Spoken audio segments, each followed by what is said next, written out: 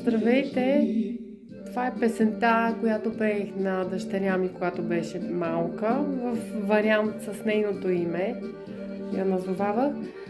Много исках да се докоснем заедно и в мрежата, не само в залите. Хубаво е човек да се адаптира, да бъде по-гъвкав с времето и съответно да намира начини и пътища да се докосне до съмишленици, вдъхновители и вдъхновяващи хора.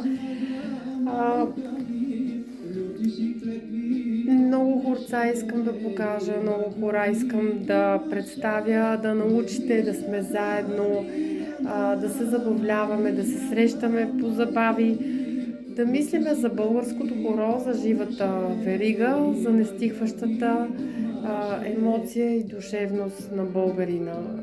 Това ни крепи, настръхвам винаги на тази тема. Не е само популистка или някакво клише, наистина е с страст и чувство, което искам да предам и се радвам, че толкова приемствено отсреща се получава тази обратна връзка. Питате, искате, желаете.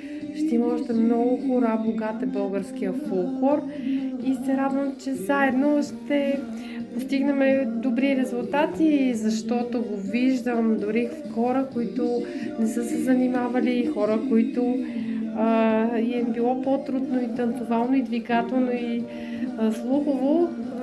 Се възхищавам на желанието, на упоритостта и на сериозността и се радвам, че продължаваме напред.